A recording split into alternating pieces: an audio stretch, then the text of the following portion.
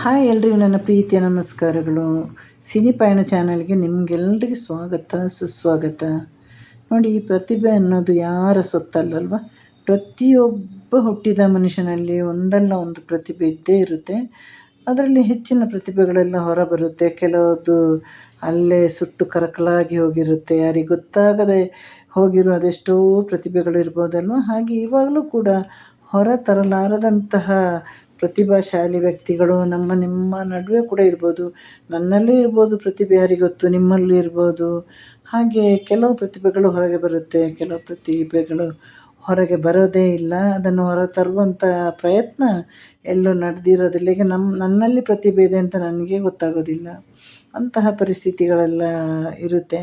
ಆದರೆ ನೋಡಿ, ಪ್ರತಿಭೆ ಇರೋದು ವಿಶೇಷ ಅಲ್ಲ.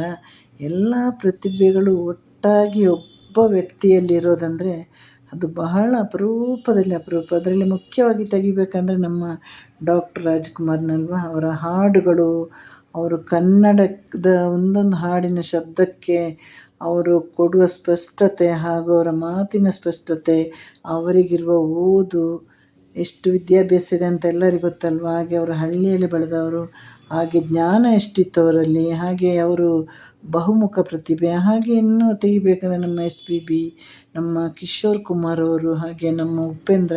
ಹೀಗೆ ಬೆರಳೆಣಿಕೆ ಜನಗಳಲ್ಲಿ ಮಾತ್ರ ಒಂದು ಹಲವಾರು ಪ್ರತಿಭೆ ಒಬ್ಬ ಮನುಷ್ಯನಲ್ಲಿರುತ್ತೆ. ಹಾಗೆ ನಮ್ಮ ಕಿಶೋರ್ ಕುಮಾರಲ್ಲಿ ಕೂಡ ಹಲವು ರೀತಿಯ ಪ್ರತಿಭೆ ಇದೆ ಅವರ ಹತ್ರ. ನನ್ನ ಭಾಳ ಇಷ್ಟದ ಗಾಯಕ ಅಂದರೆ ನಮ್ಮ SPB ಜೊತೆನೇ ಅಷ್ಟೇ ಸೇಮ್ ಅದೇ ಥರ ಇಷ್ಟಪಡೋದು ನಾನು ನಮ್ಮ ಕಿಶೋರ್ ಕುಮಾರ್ನ. ಕಿಶೋರ್ ಕುಮಾರ್ ಅವರು ಹೆಚ್ಚಾಗಿ ಹಿಂದಿ ಚಿತ್ರಗೀತೆಯಲ್ಲಿ ಹಾಡಿದ, ಎಲ್ಲ ಭಾಷೆಯಲ್ಲಿ ಹಾಡಿದ್ದಾರೆ, ಆದರೆ ಅವರ ಭಾಷೆ ಹಿಂದಿಯಾಗಿರೋದ್ರಿಂದ ಹೆಚ್ಚಾಗಿ ಅವರು ಹಿಂದಿಯಲ್ಲಿ ಹಾಡಿದ್ದಾರೆ. ಹಾಗೆ ಹಿಂದಿ ಸಾಕಷ್ಟು ಸಿನಿಮಾಗಳಲ್ಲಿ ನಟನೆ ಕೂಡ ಮಾಡಿದ್ದಾರೆ. ಅದು ಅಲ್ಲದೆ ನಿರ್ಮಾಣ, ನಿರ್ದೇಶನ, ಬರಹಗಾರ, ಸಂಯೋಜಕಗಾರ, ಅವರದ್ದೇ ಕಿಶೋರ್ ಕುಮಾರ್ ಅನ್ನೋ ಒಂದು ಸ್ವಂತ ಸ್ಟುಡಿಯೋ ಕೂಡ ಇತ್ತು. ಅವರ ಬಗ್ಗೆ ಹೇಳಲಿಕ್ಕೆ ಹೋದರೆ ಒಂದಲ್ಲ ಎರಡಲ್ಲ ಹಲವಾರು ವಿಷಯಗಳಿದೆ. ಹಾಗೆ ಒಂಥರ ನೋಡಲಿಕ್ಕೂ ಬಹಳ ಸ್ಫುರದ್ರೂಪಿ ಅಲ್ವ, ಒಂದು ಆಕರ್ಷಣೀಯ ವ್ಯಕ್ತಿ. ಹಾಗೆ ಅವರ ವಾಯ್ಸು ಕೂಡ ಎಷ್ಟು ಚೆಂದ ಹೇಳಿ. ಅವರಿಗೆ ಸಿಕ್ಕಿರೋ ಹಾಡುಗಳು ಕೂಡ ಹಿಂದಿಯಲ್ಲಿ ಯಾರಿಗೂ ಸಿಕ್ಕಿರಲ್ಲ ಅನಿಸುತ್ತೆ ಬಹುಶಃ. ಒಳ್ಳೊಳ್ಳೆ ಹಾಡು ಸಿಕ್ಕಿದೆ. ಆದರೆ ಒಂದು ಚಿಕ್ಕ ಒಂದು ಕಾಲ ಸಮಯದಲ್ಲಿ ಅವರು 2,000ಕ್ಕಿಂತಲೂ ಜಾಸ್ತಿ ಹಾಡನ್ನು ಹಾಡಿದ್ದಾರೆ. ಅದರಲ್ಲಿ ಎಲ್ಲ ಭಾಷೆಯಲ್ಲೂ ಹಾಡಿದ್ದಾರೆ ಅವರು. ಕನ್ನಡ, ಮಲಯಾಳಂ, ಮರಾಠಿ ಹೀಗೆಲ್ಲ ಹಾಡಿದ್ದಾರೆ. 2 ಗೀತೆ 3 ಗೀತೆ. ಈಗ ಕನ್ನಡದಲ್ಲಿ ಆಡು ಆಟ ಆಡು ಆಡಿ ನೋಡು, ಇದು ನಮ್ಮ ಕಿಶೋರ್ಜಿ ಹಾಡಿರೋ ಹಾಡು. ಅದು ಎಷ್ಟು ಜನರಿಗೆ ಗೊತ್ತಂತ ನನಗೆ ಗೊತ್ತಿಲ್ಲ. ಹಾಗಾಗಿ ಅವರು ಹಲವಾರು ಭಾಷೆಯಲ್ಲಿ ಹಾಡಿದ್ದಾರೆ. ಅದು ಯಾವೆಲ್ಲ ಭಾಷೆ ಅಂತ ನಾನು ಹೀಗೆ ಮುಂದೆ ಹೋಗ್ತಾ ಹೇಳ್ತೀನಿ ನಿಮಗೆ. ಇವರು ಹಿಂದಿ, ಕನ್ನಡ, ಮಲಯಾಳಂ, ತಮಿಳು, ತೆಲುಗು, ಇಂಗ್ಲೀಷ್, ಮರಾಠಿ, ಉರ್ದು, ಆಮೇಲೆ ಅಸ್ಸಾಮಿಕ್, ಗುಜರಾತಿ, ಭೋಜ್ಪುರಿ, ಒಡಿಸ್ಸಾ ಇವೆಲ್ಲ ಭಾಷೆಯಲ್ಲಿ ಕೂಡ ಹಾಡಿದ್ದಾರೆ. ಆದರೆ ಹಿಂದಿಯಲ್ಲಿ ಹಾಡಿದಷ್ಟು ಅವರು ಇನ್ನು ಯಾವ ಭಾಷೆಯಲ್ಲಿ ಕೂಡ ಹಾಡಿಲ್ಲ. ಹಾಗೆ ಇವರಿಗೆ ಎಂಥ ಹಾಡು ಸಿಕ್ಕಿದೆ ಇವರ ಹಾಡುಗಳನ್ನೆಲ್ಲ ನಾವು ಮತ್ತೆ ಕೇಳಿದಷ್ಟು ಸಾಕಾಗಲ್ಲ. ಚಿಕ್ಕ ಮಕ್ಕಳು ಕೂಡ ಹಾಡುವಂತಹ ಸುಲಭ ರೀತಿಯ ಹಾಡುಗಳು ಇದೆ ಅದರಲ್ಲಿ. ಜಿಂದಗಿ ಚಪ ಇಸುವಲ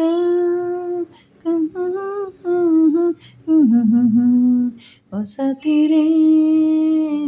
तेरे बिना भी क्या जीना, तेरे बिना भी क्या जीना. ಇವರು ಹುಟ್ಟಿರೋದು 1929 ಆಗಸ್ಟ್ 4 ಪ್ರದೇಶದ ಕ್ವಾಂಡಾ ಅನ್ನುವ ಒಂದು ಜಾಗದಲ್ಲಿ ಹುಟ್ಟಿರೋದು ಇವರು.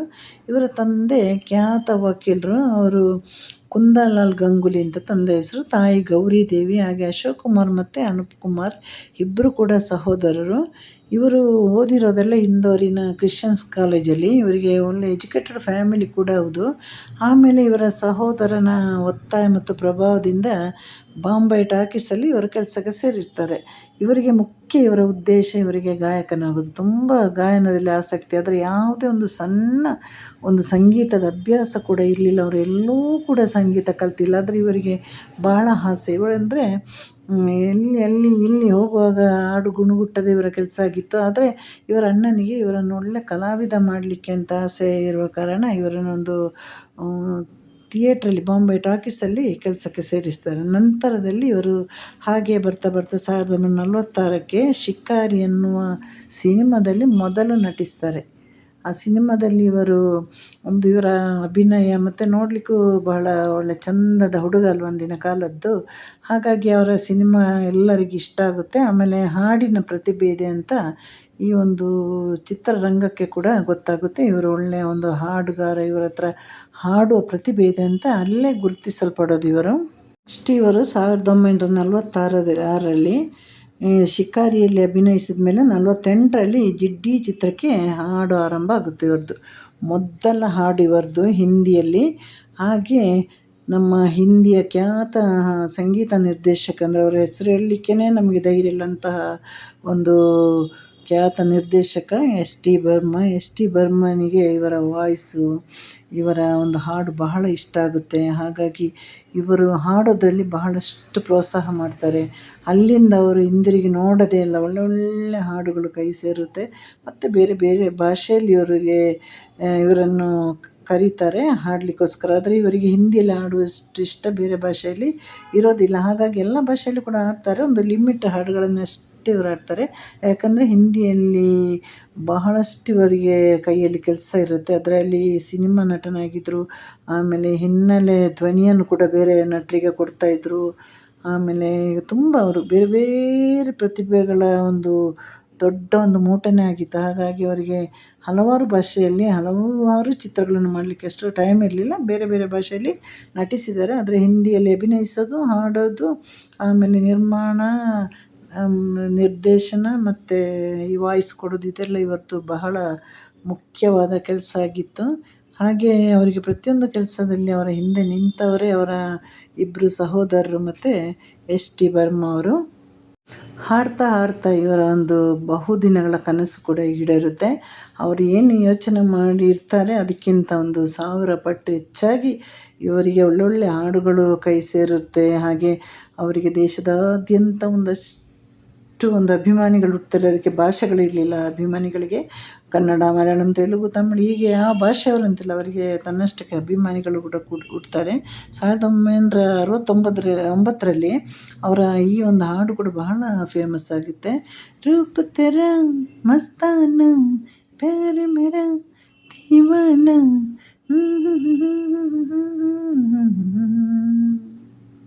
ಹಾಗೆ ಒಳ್ಳೊಳ್ಳೆ ಹಿಂದಿ ಹಾಡನ್ನು ಹಾಡಿ ಇವರು ಬಹಳ ಫೇಮಸ್ ಆಗಿಬಿಟ್ರು.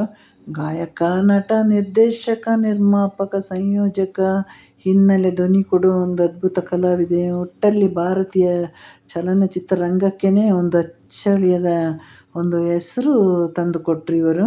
ಆಮೇಲೆ ಮೊಹಮ್ಮದ್ ರಫೀಕ್ ಮತ್ತು ನಮ್ಮ ಕಿಶೋರ್ ಸರ್ ಕೂಡ ಬಹಳ ಒಳ್ಳೆಯ ಗೆಳೆತನ ಇತ್ತು. ಅದಲ್ಲದೆ ಚಲನಚಿತ್ರದಲ್ಲಿ ಯಾರೆಲ್ಲ ಇದ್ದಾರೆ ಅವರಲ್ಲೆಲ್ಲರಿಗೂ ಇವರ ಹತ್ರ ಬಹಳ ನಂಟಿತ್ತು. ಯಾಕಂದರೆ ಬಹಳ ಒಂದು ಇವರ ಜೀವನದಲ್ಲಿ ಒಂದು ಎಷ್ಟು ಇವರು ಹಾಡ್ತಾಯಿದ್ರು, ಎಷ್ಟು ಬೇರೆ ಬೇರೆ ಕೆಲಸಗಳಲ್ಲಿ ತೊಡಗಿಸ್ಕೊಂಡ್ರು, ಅಷ್ಟೇ ಇವರ ಜೀವನದಲ್ಲಿ ಹಾಸ್ಯ ಅನ್ನೋದು ಬಹಳ ಇವರಿಗೆ ಮುಖ್ಯ ಆಗಿತ್ತು. ಇವರು ಚಿತ್ರಗಳಲ್ಲಿ ಹಾಸ್ಯ ಪಾತ್ರ ಅಭಿನಯ ಮಾಡಿದರು. ನಿಜ ಜೀವನದಲ್ಲಿ ಒಬ್ಬ ಹಾಸ್ಯಮಯ ವ್ಯಕ್ತಿ ಕೂಡ ಆಗಿದ್ದರು. ಚಿತ್ರಗಳಲ್ಲಿ ಅವರು ನಾಯಕನಾಗಿ ಹಾಸ್ಯಮಯ ಪಾತ್ರ, ಸೀರಿಯಸ್ ಪಾತ್ರ ಎಲ್ಲವನ್ನು ಅಭಿನಯಿಸಿದ್ದಾರೆ. ಆದ್ರೂ ಅವರು ಮಾಡುವ ಹಾಸ್ಯಗಳು ಎಲ್ಲರಿಗೂ ಬಹಳ ಇಷ್ಟ ಆಗಿ ಇವರಿಗೆ ಚಿತ್ರರಂಗದಲ್ಲಿ ಬಹಳಷ್ಟು ಗೆಳತಿಯರೆಲ್ಲ ಇದ್ದರು. ಯಾಕಂದರೆ ಇವರ ಹಾಸ್ಯ ಕೇಳ್ತಾ ಇರೋದೇ ಎಲ್ಲರಿಗೆ ಭಾಳ ಖುಷಿ. ಆಮೇಲೆ ಸದಾ ನಗ್ತಾ ಇರೋದು. ಹಾಗಾಗಿ ಹಲವು ಹಳೆಯ ಗಾಯಕರೆಲ್ಲ ಇವರಿಗೆ ಗಾಯಕಿಯರೆಲ್ಲ ಬಹಳ ಅದ್ಭುತವಾದ ಸ್ನೇಹಿತೆಯರಾಗಿದ್ದರು. ಯಾಕಂದರೆ ಇವರ ಗುಣ ಕೂಡ ಆಗಿತ್ತು. ಅದಲ್ಲದೆ ಸ್ವಲ್ಪ ರಸಿಕನೂ ಹೌದು, ಅದೆಲ್ಲ ಮುಂದೆ ಹೇಳ್ತೀನಿ ನಾನು. ಅಂದರೆ ಇವರ ಹಾಡಿನ ಒಂದು ಇದರಲ್ಲಿ ಇವರಿಗೆ ಯಾವ ಥರ ಒಂದು ಪುರಸ್ಕಾರ ಸಿಕ್ಕಿತ್ತಂದರೆ ಒಂದಷ್ಟು ಅಭಿಮಾನಿಗಳು, ಅದೇ ಚಿತ್ರರಂಗದಲ್ಲಿ ಅವರಿಗೆ ಸಾಕಷ್ಟು ಅಭಿಮಾನಿಗಳಿದ್ದರು. ಯಾವುದೇ ಒಂದು ಸಂಗೀತ ಅಭ್ಯಾಸ ಇಲ್ಲದೆ ಹಾಡಲಿಕ್ಕೆ ಶುರು ಮಾಡಿದ್ದು, ನಟನೆ ಶುರು ಮಾಡಿದ ವ್ಯಕ್ತಿಗೆ ಒಂದಷ್ಟು ಅವಾರ್ಡ್ಸ್ಗಳು ಬರಲಿಕ್ಕೆ ಸ್ಟಾರ್ಟ್ ಆಯಿತು. ಒಂದು 6-7 ಫಿಲ್ಮ್ ಅವಾರ್ಡ್. ಅವತ್ತಿನ ಕಾಲಕ್ಕೆ ಒಂದು ಅವಾರ್ಡ್ ತಗೊಳ್ಳೋದೇ ಬಹಳ ಕಷ್ಟ ಆಗಿತ್ತು. ಆಮೇಲೆ ಲತಾ ಮಂಗೇಶ್ಕರ್ ಅವಾರ್ಡ್ ಅಂತ ಇವರಿಗೆ ಬರ್ತಾಯಿತ್ತು. ನಿಧನ ನಂತರ ಕೂಡ ಅವರು ಹುಟ್ಟಿದ ರಾಜ್ಯದಲ್ಲಿ ಬೇರೆ ಬೇರೆ ಗಾಯಕರಿಗೆ ಕಿಶೋರ್ ಅವಾರ್ಡ್ ಅಂತ ಒಂದು ಅವಾರ್ಡನ್ನು ಕೂಡ ಸ್ಥಾಪನೆ ಮಾಡಲಿಕ್ಕಾಯಿತು. ಯಾಕಂದರೆ ಇವರು ಕೊಟ್ಟಂತಹ ಕೊಡುಗೆ ಕೂಡ ತುಂಬ ಒಳ್ಳೆಯ, ಭಾಳ ಎಲ್ಲರೂ ಮೆಚ್ಚುವಂತಹ ಕೊಡುಗೆಯನ್ನು ಕೊಟ್ಟಿದ್ದರು. ಹಾಗೇ ಕಷ್ಟದಲ್ಲಿರೋರಿಗೆ ಸಹಾಯ ಮಾಡೋದು ಇದೆಲ್ಲ ಇವರ ಇನ್ನೊಂದು ಗುಣ ಆಗಿತ್ತು. ಯಾಕಂದರೆ ನಗ್ತಾ ಇರುವ ಮನುಷ್ಯನಿಗೆ ಹಾಗೆ ಅಲ್ಲ, ಬೇರೆಯವ್ರನ್ನು ನಗಿಸ್ತಾ ಇರುವ ಕೆಲಸ, ಬೇರೆಯವರಿಗೆ ಸಹಾಯ ಮಾಡೋ ಕೆಲಸ ಆಗಿರುತ್ತೆ ಅವರ ಮುಖ್ಯ ಉದ್ದೇಶ. ಅದಲ್ಲದೆ ಇವರು ರಸಿಕ ಅಂತ ಹೇಳಿದ್ದೆ ಯಾಕೆ ಅಂದರೆ ಇವರಿಗೆ 4 ಮದುವೆ ಆಗಿದೆ. ಯಾಕಂದರೆ ಒಬ್ಬರು ಅದರಲ್ಲಿ ಹೆಚ್ಚಿನವರು ಚಿತ್ರರಂಗದಲ್ಲೇ ಇದ್ದವರು, ಚಿತ್ರರಂಗಕ್ಕೆ ಸಂಬಂಧಪಟ್ಟವರು. ಹಾಗೆ ಇವರ ಮೊದಲನೇ ಹೆಂಡತಿ ಹೆಸರು ರೋಮಾ ಗುಹಾ ಠಾಕೂರ್. ಎರಡನೇದು ಅತೀ ಸುಂದರಿ ಮಧುಬಾಲ. ಅಂದರೆ ಎಲ್ಲರಿಗೂ ಗೊತ್ತಲ್ವ, ಅಂದಿನ ಹುಡುಗರೆಲ್ಲ ಮನೆಯಲ್ಲಿ ಅವರ ಎದೆ ಮೇಲೆ ಫೋಟೋ ಇಟ್ಟು ಮಲಗ್ತಾ ಇದ್ದಂತೆ. ಇವರೆಲ್ಲ ಇವತ್ತು ವೃದ್ಧರಾಗಿರ್ಬೋದು ಅಥವಾ ಅವರು ತೀರಿ ಕೂಡ ಹೋಗಿರ್ಬೋದು. ಅವತ್ತಿನ ಪಡ್ಡೆ ಹುಡುಗರೆಲ್ಲ ಇವತ್ತಿನ ವೃದ್ಧರಲ್ವ. ಹಾಗೆ ಮಧುಬಾಲ ಬಹಳ ಚಂದದ ಹೆಂಗಸಾಗಿದ್ದರು, ಒಳ್ಳೆ ನಟಿಯಾಗಿದ್ದರು, ಯೋಗಿತಾ ಬಾಲಿ. ನಂತರ ಅವರು ಕೊನೆಯಲ್ಲಿ ಮದುವೆ ಆಗಿರೋದು ಲೀನಾ ಚಂದಾವರ್ಕರ್. ಅವರು ಕೂಡ ಅಷ್ಟೇ, ಅದು ಈ ಕಿಶೋರ್ ಕುಮಾರ್ ಬಹಳ ಇಷ್ಟಪಟ್ಟಂತಹ ಒಂದು ಹೆಣ್ಣು ಮಗಳಂತೆ. ಹಾಗಾಗಿ ಅವರನ್ನು ಮದುವೆ ಆದಮೇಲೆ 2 ಮಕ್ಕಳಾಯ್ತು ಅವರಿಗೆ, ಅಮಿತ್ ಕುಮಾರ್, ಸುಮಿತ್ ಕುಮಾರ್ ಅಂತ. ಅವರು ಕೂಡ ಒಳ್ಳೆಯ ಗಾಯಕರು. ಆದರೆ ಚಿತ್ರಕ್ಕೆ ತುಂಬ ಹಾಡಿಲ್ಲ, ಹಲವಾರು ಸ್ಟೇಜ್ ಕಾರ್ಯಕ್ರಮದಲ್ಲೆಲ್ಲ ಪಾಲ್ಗೊಳ್ತಾಯಿದ್ರು. ಅದು ಇಂಡಿಯನ್ ಐಡಲ್ 12ರ ಸೀಸನಲ್ಲಿ ಇವರ ಮಗ ಬಂದಲ್ಲಿ ಜಡ್ಜಾಗಿ ಬಂದಿದ್ದರು. ಆಗ ಅವರು ಭಾಳ ಸಿಟ್ಟು ಕೂಡ ಪಟ್ಟಿದ್ದಾರೆ. ಯಾಕಂದರೆ ಯಾರು ಹೇಗೆ, ಅದು ನಮ್ಮ ಕಿಶೋರ್ ಕುಮಾರ್ ಅವರ ಸ್ಮರಣೆ ಹಾಡುಗಳು ಹಾಡುವಾಗ ಯಾರು ಹೇಗೆ ಹಾಡಿದರೂ ಕೂಡ ಹೊಗಳಬೇಕು ಅನ್ನುವ ಒಂದು ಸಂಸ್ಥೆಯಿಂದ ಅವರಿಗೆ ಒಂದು ಇದು ಬಂತೆ. ಯಾವುದು, ಯಾರು ಹೇಗೆ ಹಾಡಿದರೂ ನೀವು ಅದನ್ನು ಹೊಗಳಲೇಬೇಕು ಅಂತ. ಅದು ಅವರಿಗೆ ಇಷ್ಟಪಟ್ಟಿಲ್ಲ. ನನ್ನ ತಂದೆ ಹಾಡು ಹಾಡುವಾಗ ಆ ಥರ ಸುಮ್ಮನೆ ನಾನು ಹೊಗಳಲಿಕ್ಕಾಗಲ್ಲ, ಅದರಲ್ಲಿ ಕೆಲವರು ಚೆನ್ನಾಗಿ ಹಾಡಿಲ್ಲ, ಅದನ್ನು ಹಾಡು ಇಲ್ಲದವರು ನಾನು ಹಾಡಿಲ್ಲ ಅಂತ ಹೇಳಲ್ಲ, ಆದರೆ ಸುಮ್ಮನೆ ನಾನು ಹೊಗಳಲಿಕ್ಕೆ ರೆಡಿ ಇಲ್ಲ ಅಂತೆಲ್ಲ ಹೇಳಿ ಅವರ ಆ ಸಮಯದಲ್ಲಿ ಕಿಶೋರ್ ಕುಮಾರ್ ಅವರ ಮಗ ಕೋಪಗೊಂಡಿದ್ದರು. ಈಗ ಕಿಶೋರ್ ಕುಮಾರ್ ಅವರು ಬದುಕಿದಿದ್ದರೆ ಇವಾಗ 98 ವಯಸ್ಸಾಗ್ತಾಯಿತ್ತು. ಯಾಕೆಂದರೆ 58 ವಯಸ್ಸಲ್ಲಿ ಇವರು ಕಾಲವಾಗಿದೆ. ಇವರಿಗೆ ಮೊದಲೇ ಯಾವಾಗಲೂ ತಮಾಷೆ ಮಾಡುವಂತಹ ಒಂದು ಸ್ವಭಾವ ಇತ್ತಂತೆ. ಹಾಗಾಗಿ ಇವರ ಕೊನೆಯ ಹೆಂಡತಿ ಅಲ್ವ ಇವರ ಜೊತೆ ಇದ್ದಿದ್ದು ಲೀನಾ ಚಂದಾವರ್ಕರ್ ಇದ್ದಿದ್ದು. ಆಗ ಅವರ ಮುಂದೆ ಇವರು ಆವಾಗ ತೋರಿಸ್ತಾ ಇದ್ರಂತೆ, ಈ ಥರ ನನಗೆ ಹೃದಯ ಸ್ತಂಭನ ಬಂದು ಸತ್ತು ಹೋದಾಗೆ ನಾಟಕನೆಲ್ಲ ಮಾಡ್ತಾಯಿದ್ರು ಸುಮ್ಮನೆ. ಆಗ ಸಾಮಾನ್ಯವಾಗಿ ಮತ್ತೆ ಇವರು ಓಡಿ ಹೋಗುವಾಗ ಅವ್ರು ಎದ್ದು ಕೂತ್ಕೊಳ್ಳೋದು, ಇಂಥದ್ದೆಲ್ಲ ಗಂಡ ಹೆಂಡತಿಯರ ಮಧ್ಯೆ ನಡೀತಾ ಇತ್ತಂದರೆ. ಒಂದು ದಿವಸ ಅವರು ಹೀಗೆ ಮಾಡ್ತಾ ಮೊಸಳೆ ಬಂತು, ಮೊಸಳೆ ಕಥೆನೇ ಆಗಿತ್ತದು. ಇವರು ಈ ಥರ ಎದೆ ನೋವು ಅಂತ ಹೇಳಿದಾಗ ಅವರು ಅಷ್ಟು ಇದು ಮಾಡಿಲ್ಲ. ಸಾಮಾನ್ಯವಾಗಿ ಮನೆಯಲ್ಲಿ ಇವರು ಮಾಡ್ತಾ ಇರುವಂತಹ ಜೋಕ್ ಇದು. ಆದರೆ ಅವತ್ತಿನ ದಿನ ನಿಜವಾಗ್ಲೂ ಅವರಿಗೆ ಎದೆ ನೋವು ಶುರುವಾಗಿದೆ. ಹಾಸ್ಪಿಟ್ಲಿಗೆ ಕರ್ಕೊಂಡು ಹೋಗುವಾಗ ಇವರ ತಮಾಷೆಯಿಂದಾಗಿ ಆಗಿರೋದಿದು. ಇವರು ಹಾಸ್ಪಿಟ್ಲಿಗೆ ಕರ್ಕೊಂಡು ಹೋಗುವಾಗ ಬಹಳ ತಡವಾಯಿತು. ಯಾಕಂದರೆ ಇವರು ಸಾಮಾನ್ಯವಾಗಿ ಮಾಡೋದ್ರಿಂದ ಇದನ್ನು ತಮಾಷೆ ಅಂತ ಹೆಂಡತಿ ತಿಳ್ಕೊಂಡಿದ್ಲು. ಹಾಗೆ ಅವರೆಲ್ಲ ಆಸ್ಪತ್ರೆಗೆ ಕರ್ಕೊಂಡು ಹೋದ್ಮೇಲೆ ಅವರ ಪ್ರಾಣ ಹೋಯಿತಾಗಿ ಹೃದಯಾಘಾತದಿಂದ ಒಂದು 58ನೇ ವಯಸ್ಸಿಗೆ 86ನೇ ಇಸವಿಯಲ್ಲಿ ಹೋಗಿದ್ದು. ಅವರು ಬದುಕಿದರೆ ಮತ್ತಷ್ಟು ಒಳ್ಳೆ ಹಾಡುಗಳು ಕೂಡ ನಮಗೆ ಸಿಗ್ತಾ ಇತ್ತು. ಹಾಗೆ ಈಗ ಹೋಗಿನೇ ಸಾಮಾನ್ಯ ಎಷ್ಟು ವರ್ಷ ಆಯಿತು ಅಂದರೆ 40 ವರ್ಷ ಆಗ್ತಾ ಬಂತಲ್ವ. 58 + 40 98 ವಯಸ್ಸು, ಖಂಡಿತವಾಗಿ 98 ವಯಸ್ಸಾಗ್ತಾಯಿತ್ತು. ಯಾಕಂದರೆ ಅವರ ಮಕ್ಕಳಿಗೇ ಈಗ ಒಳ್ಳೆ ವಯಸ್ಸಿದೆ, ಒಂದು 70+ ಇದೆ. ಹಾಗಾಗಿ ಇಷ್ಟು ವರ್ಷ ಆದರೂ ನೋಡಿ, ನಾವೆಲ್ಲ ನಂತರ ಹುಟ್ಟಿದವರು. ಇವರೆಲ್ಲ ಹಾಡೆಲ್ಲ ಹಾಡಿ ಎಷ್ಟೋ ವರ್ಷಗಳ ನಂತರ ನಾವು ಹುಟ್ಟಿದವರು. ಅವರ ಹಾಡನ್ನು ಇವತ್ತು ನಾವು ಹೇಗೆ ಪೂಜಾ ಭಾವದಿಂದ ನೋಡ್ತೀವಿ ಅಂದರೆ ನನಗೆ ನಿಜವಾಗ್ಲೂ ಬಹಳಷ್ಟು ನನಗೆ ಕಿಶೋರ್ ಕುಮಾರ್ ಅವರ ಹಾಡಂದರೆ ನನ್ನ ಪಂಚಪ್ರಾಣ. ಏನು ಅಂತ ಗೊತ್ತಿಲ್ಲ ನನಗೆ, ಮತ್ತು ಒಂಚೂರು ನೋಡಲಿಕ್ಕೆ ನನ್ನ ಅಪ್ಪನಾಗಿ ಇದ್ದಾರೆ ಅವರು, ಅದು ಅಂತ ಗೊತ್ತಿಲ್ಲ. ಒಟ್ಟಲ್ಲಿ ಅವರ ಹಾಡಂದರೆ ನನ್ನ ಪಂಚಪ್ರಾಣ. ಇದೆಲ್ಲ ನಮ್ಮ ತಂದೆ ಕೇಳ್ತಾ ಇದ್ದ ಹಾಡು. ಅವರು ಜಾಸ್ತಿ ಹಿಂದಿ ಹಾಡನ್ನು ಕೇಳ್ತಾಯಿದ್ರು. ಪಾನ್ ಪನ್ನ ರಸವಾಲ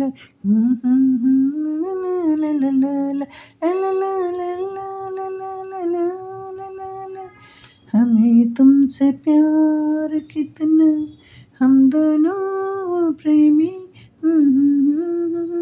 ओ मेरे दिल के चिंगारी कोई भड़के शाम सुनी, पल पल दिल क्या करूं,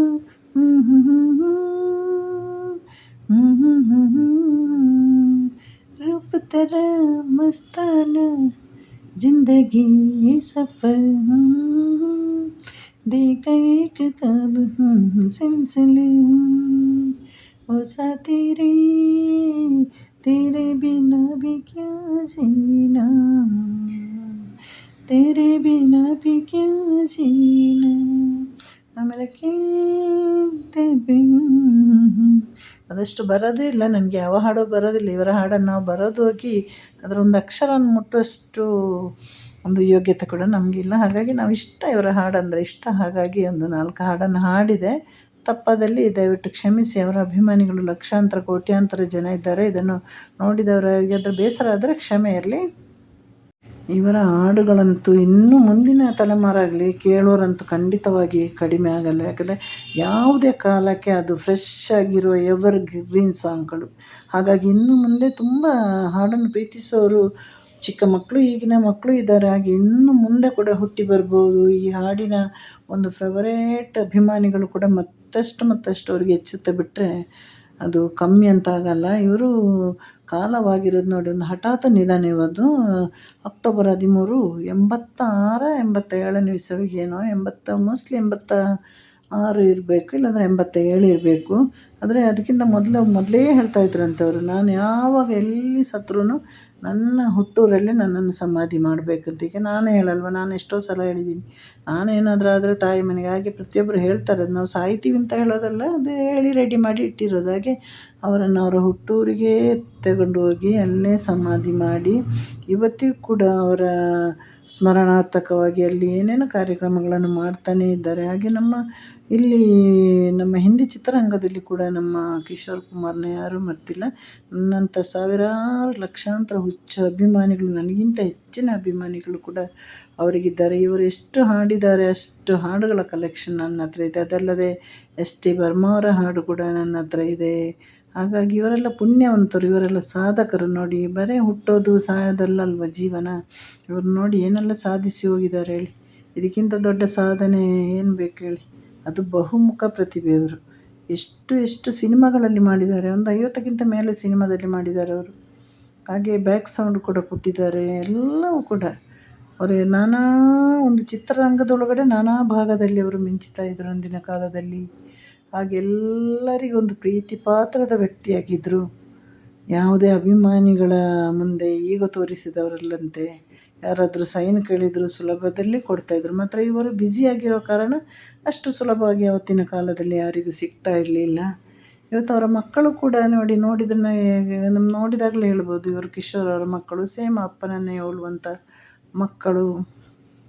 ಆದರೆ ಕಿಶೋರ್ ಕುಮಾರ್ ಅವರಿಗೆ ಸಿಕ್ಕಿದಂಥ ಅಷ್ಟೊಂದು ಅವಕಾಶ ಅವರ ಮಕ್ಕಳಿಗೆ ಸಿಕ್ಕಿಲ್ಲ. ಅದರಲ್ಲೂ ಅಮಿತ್ ಕುಮಾರ್ ಬಹಳಷ್ಟು ಚೆನ್ನಾಗಿ ಆಡ್ತಾಯಿದ್ರು. ಅದು ಅವರಿಗೆ ಇಷ್ಟ ಇಲ್ವೇನೋ ಅಥವಾ ಅವಕಾಶ ಸಿಕ್ಕಿಲ್ವೇನೋ ಗೊತ್ತಿಲ್ಲ.